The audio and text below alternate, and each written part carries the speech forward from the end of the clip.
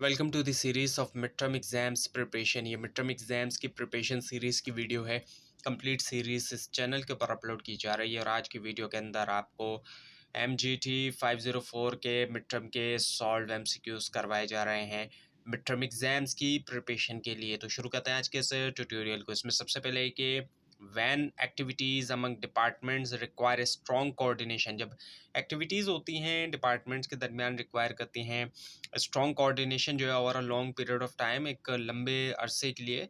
So which one of the following is often the solution. इनमें से कौन सा जो है वो अक्सर जो है वो सोल्यूशन है, वो है क्रॉस फंक्शनल टीम। एक ऐसी टीम जिसमें डिफरेंट फंक्शनल एरियाज के लोग होते हैं। उसके बाद ये कि which of the following personalities observed. इनमें से कौन सी पर्सनैलिटीज ऐसी थी उन्होंने ये ऑब्जर्व किया कि 20 industrial firms in England and उन्होंने ऑब्जर्व किया 20 इंडस्ट्रियल फर्म्स जो इंग्लैंड के अंदर एंड डिस्कवर्ड और डिस्कवर किया कि external environment was related to internal management structure. और के जो एक्सटर्नल इन्वायरमेंट है वो रिलेटेड था इंटरनल मैनेजमेंट स्ट्रक्चर से। वो है टॉम बर्न्स एंड JM स्टॉलकर। और उसके बाद ये कि which of the following structure works well. इनमें से कौन सा स्ट्रक्चर ऐसा है जो कि बेहतर वर्क करता है व्हेन एन ऑर्गेनाइजेशन, जब एक ऑर्गेनाइजेशन जो है can no longer be adequately control, जो है वो कंट्रोल नहीं की जा सकती ट्रेडिशनल जो वर्टिकल हायरार्की है उससे। व्हेन गोल्स आर ओरिएंटेड, जब गोल्स जो है वो होते हैं ओरिएंटेड टूवर्ड्स अडॉप्शन, अडॉप्शन की तरफ और जो चेंज है उसकी तरफ। सो वो है आंसर इसका डिविजनल स्ट्रक्चर। उसके बाद ये कि which of the following means, इनमें से किस ऑप्शन से मुराद ये कि यूजर्स जो है वो ह्यूज डेटा बेसिस का, विच अलाउज जो कि अलाउ करता है यूजर्स को कि वो एक्सेस करें डेटा डायरेक्टली, क्रिएट करें रिपोर्ट और हासिल करें response to what if question. What if question के लिए वो है data warehousing. Data warehousing is the answer है। उसके बाद which one of the following types of departmental interdependence. इनमें से कौन सी टाइप जो है डिपार्टमेंटल इंटरडिपेंडेंस की, जो आउटपुट है एक डिपार्टमेंट का वो बन जाता है इनपुट दूसरे डिपार्टमेंट के लिए, वो होता है सिक्वेंशियल इंटरडिपेंडेंस। सिक्वेंशियल इंटरडिपेंडेंस में ऐसा होता है। उसके बाद which strategy seems to lie midway. इनमें से कौन सी स्ट्रेटजी जो है वो लाई करती है मिडवे, प्रोस्पेक्टर और डिफेंडर इन दोनों के दरमियान, वो है एनालाइजर। उसके बाद ये कि what is the impact. Impact क्या होता है आईटी का ऑर्गेनाइजेशनल साइज के ऊपर in the context of number of employee. अगर हम नंबर ऑफ एम्प्लॉय के कॉन्टेक्स्ट के अंदर देखते हैं वो है number of employee reduce. So this one is the answer. उसके बाद ये कि which of the following sometimes called official goal. इनमें से कौन सा जो है कभी कभी कहलाया जाता है ऑफिशियल गोल, वो है mission. Mission is the answer.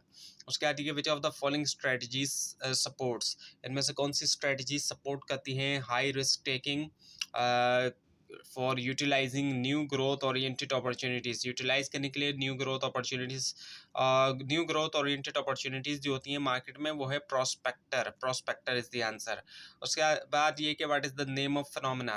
क्या नाम है एक फिनोमेना का व्हेन लीडर्स, जब लीडर्स जो है फ्रॉम डिफरेंट सेक्टर्स से in an environment are made part of an organisation, वो जो है पार्ट होते हैं, बनते हैं पार्ट एक ऑर्गेनाइजेशन का, वो है कोऑप्टेशन। कोऑप्टेशन इसका आंसर हो गया।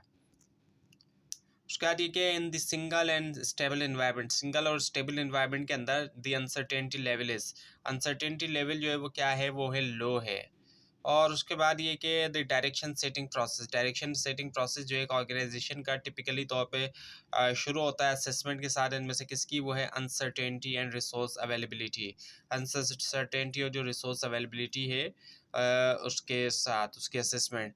उसके आगे के विच one of the following type of forces. इनमें से कौन सी फोर्सेस जो है वो रेस्ट प्रेशर प्रेशर रखती है ऑन मैनेजमेंट टू कॉपी, के कॉपी किया जाए या मॉडल किया जाए प्रैक्टिस जो है दूसरे ऑर्गेनाइजेशन की, जब सिचुएशन जो है वो इनडिसाइसिव या फिर अनसर्टेन हो, वो है मिमेटिक फोर्स। मिमेटिक फोर्स इसका आंसर है। उसके आगे विच ऑफ द फॉलोइंग, इनमें से किसको जो है वो कैन बी डिफाइन किया जा सकता है simple absolute facts and figure that may be of little use, जो कि बहुत कम यूज़ का हो सकता है, वो है डेटा।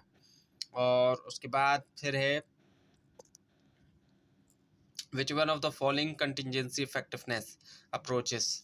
इनमें से कौन सी जो है वो कंटिजेंसी इफेक्टिवनेस जो है वो अप्रोच जो है उसके अंदर ये कि आइडेंटिफाई करना आउटपुट गोल्स एक ऑर्गेनाइजेशन के एज अ मेजरमेंट के तौर पे ऑर्गेनाइजेशनल इफेक्टिवनेस की, वो है गोल अप्रोच। गोल अप्रोच इसका आंसर है।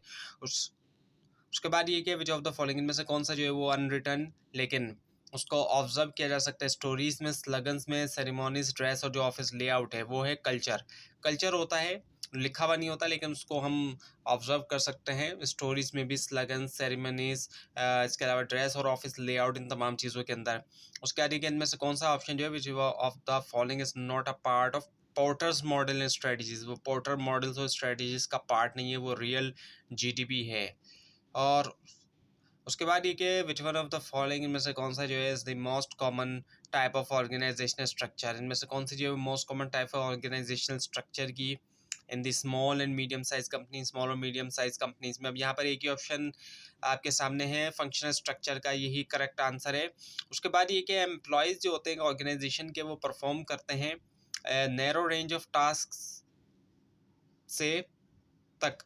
अगर जो है हाई लेवल होता है किस चीज़ का, स्पेशलाइजेशन का अगर हाई लेवल होता है तो। उसके बाद ये कि if there is high level of return documentation, अगर ज़्यादा जो है वो रिटर्न डॉक्यूमेंटेशन है एक ऑर्गेनाइजेशन में, सो ये डिनोट करता है इनमें से कौन सी ऑर्गेनाइजेशनल कैरेक्टरिस्टिक्स को, ये करता है फॉर्मलाइजेशन को।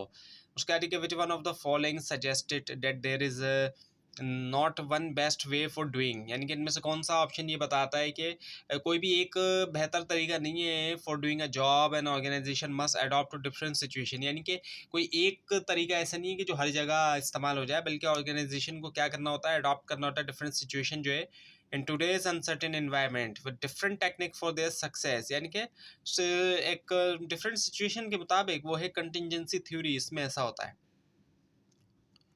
और फिर इसके बाद है विच वन ऑफ द फॉलोइंग इनमें से कौन सा जो है वो एक बेसिक फंक्शन नहीं है मैनेजमेंट का, वो है कंप्यूटर इंटीग्रेटेड मैन्युफैक्चरिंग, बाकी प्लानिंग, ऑर्गेनाइजिंग, स्टाफिंग वगैरह होता है। उसके बाद ये कि विच ऑफ द फॉलोइंग इनमें से कौन सा जो है द डिग्री टू विच, यानी कि किस हद तक जो है ऑर्गेनाइजेशनल टास्क वो सब डिवाइडेड होते हैं सेपरेट जॉब में, वो स्पेशलाइजेशन में ऐसा होता है।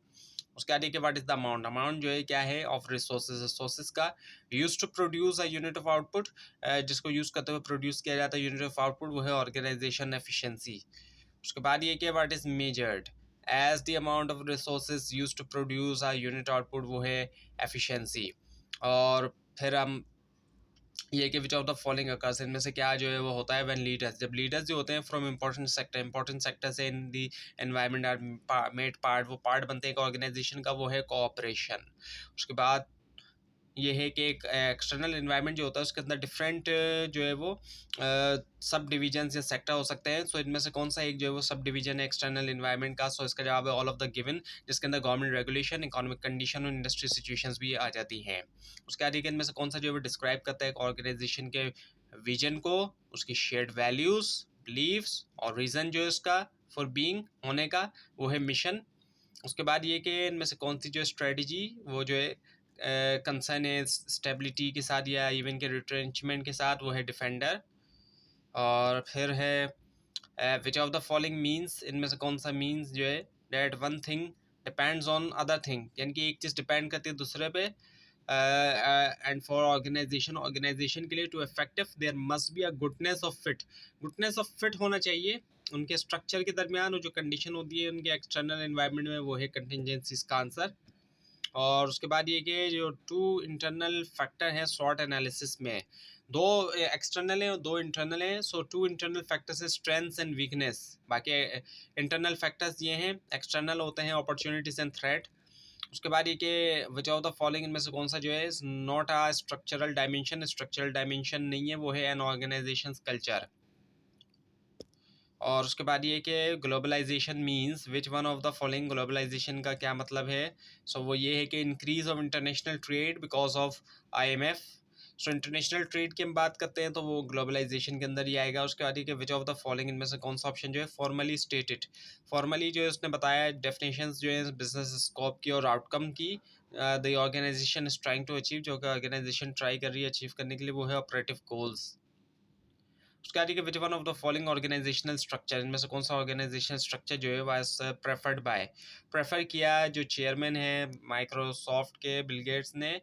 और व्हेन ही चेंज, जब इन्होंने चेंज किया कंपनी स्ट्रक्चर और क्रिएट किए 8 new division to give his manager, ताकि दें अपने मैनेजर को unprecedented authority to run things as they feel best, ताकि वो उस तरीके से रन कर सकें जिस तरह वो बेहतर समझते हैं। सो ये हुआ ये जो है डिविजनल स्ट्रक्चर के अंदर। उसके बाद ये कि which one of the following इनमें से कौन सा जो है वो इस most common type of organisational structure. Most common type जो ऑर्गेनाइजेशनल स्ट्रक्चर हम देखते हैं स्मॉल और मीडियम साइज कंपनीज में, वो फंक्शनल स्ट्रक्चर देखते हैं। ज़्यादातर ऑर्गेनाइजेशन में आप खुद भी देखते हैं कि फंक्शनल स्ट्रक्चर्स है, फंक्शनल एरियाज़ के हिसाब से जो है वो वहाँ पे डिपार्टमेंटलाइजेशन जो वो की गई है, जैसे कि अकाउंट्स डिपार्टमेंट बनाया हुआ है, मार्केटिंग डिपार्टमेंट बनाया हुआ है और प्रोडक्शन डिपार्टमेंट बनाया हुआ है। सो ये फंक्शनल एरियाज़ के हिसाब से स्ट्रक्चर होते हैं और यही ज़्यादा कॉमन जो है वो देखने में आता है। उसके बाद ये कि एम्प्लॉयज़ ऑफ एन ऑर्गेनाइजेशन, और एम्प्लॉयज़ जो है ऑर्गेनाइजेशन के वो क्या करेंगे, परफॉर्म करेंगे नेरो रेंज ऑफ टास्क। अगर जो है वो हाई लेवल ऑफ क्या होगा, स्पेशलाइजेशन होती है तब ऐसा होता है। उसके बाद कि विच ऑफ द फॉलोइंग इनमें से कौन सी जो है वो ऑप्शन जो है वो करेक्टरिस्टिक्स नहीं है ऑर्गेनाइजेशन की। सो यहाँ पर है फर्जटली डायरेक्ट, यही ऑप्शन यहाँ पर गिवन है। उसके बाद कि if there is a high level of return documentation, अगर बहुत ज़्यादा हाई लेवल है रिटर्न डॉक्यूमेंटेशन के, यानी कि बहुत ज़्यादा रिटर्न डॉक्यूमेंट्स मौजूद हैं एक ऑर्गेनाइजेशन का, सो ये डिनोट करता है इनमें से कौन सी करेक्टरिस्टिक्स, वो है फॉर्मलाइजेशन। जितनी ज़्यादा फॉर्मलाइजेशन होगी उतने ज़्यादा ऑर्गेनाइजेशन में रिटर्न डॉक्यूमेंट्स होंगे। उसके बाद कि which one of the following suggested, इनमें से कौन सा ऑप्शन जो है वो अब यहाँ पर एक ही है। सो ये ऑप्शन बता रहा है असल में कि अच्छा रिपीट हुआ है कंटिजेंसी थ्योरी वाला के डिफरेंट सिचुएशंस के मुताबिक डिफरेंट जो है वो कोई भी एक चीज़ जो है वो एक तरीका बेटर नहीं है। So different way different situation के हिसाब से। उसके आगे which one of the following is not a basic function of management, basic function जो नहीं है कंप्यूटर इंटीग्रेटेड मैन्युफैक्चरिंग ये नहीं है। और उसके बाद ये कि which of the following is the degree to which organisational task, यानी कि किस हद तक ऑर्गेनाइजेशनल टास्क को डिवाइड किया जाता है, सब डिवाइड किया जाता है सेपरेट जॉब में, ये स्पेशलाइजेशन में होता है। उसके बाद ये कि इमरान जो है जनरल मैनेजर, वो general manager is in a restaurant, एक रेस्टोरेंट में according to the nature of business, business की नेचर के मुताबिक which one of the following is most important.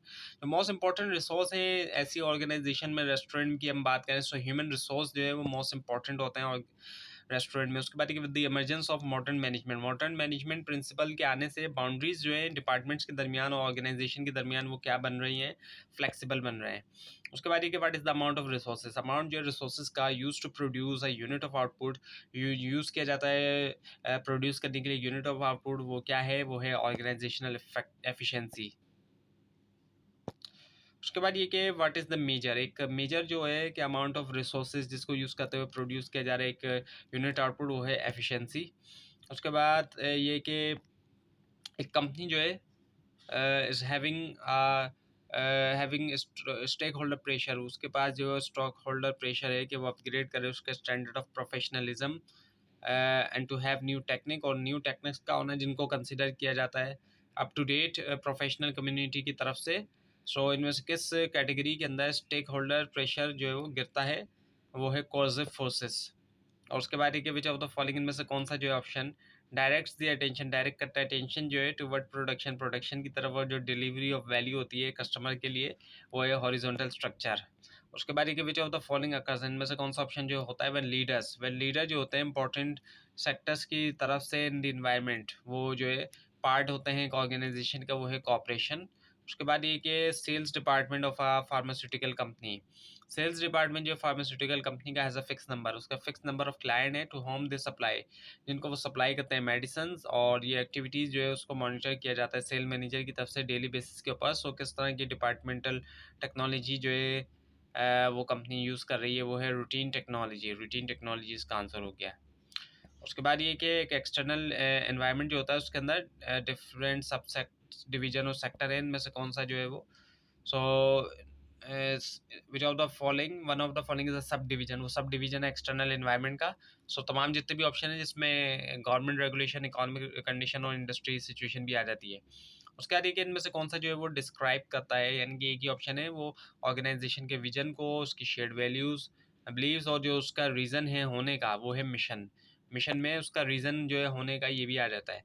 उसके बाद ये कि एक मीडियम साइज़ कंपनी जो है वो चाहती है इंट्रोड्यूस करना मल्टीपल प्रोडक्ट्स जो है मार्केट के अंदर, लेकिन इसकी जो लिमिटेड इन्वेस्टमेंट है वो इस्टेब्लिश नहीं कर सकते सेपरेट एस बी यू जो है हर प्रोडक्ट के लिए। सो इनमें से कौन सा स्ट्रक्चरल डिज़ाइन जो बेस्ट होगा इस ऑर्गेनाइजेशन के लिए, वो मैट्रिक्स स्ट्रक्चर होगा।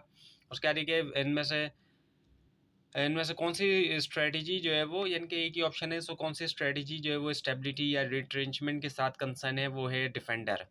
और उसके बाद ये क्या है, जब एनवायरमेंटल डोमेन जो एक ऑर्गेनाइजेशन की सेम रहती है वक्त के साथ, वो खिलाया जाता है इनमें से क्या है, वो स्टेबल इन्वायरमेंट। उसके बाद ये कि इनमें से कौन सा जो है मीन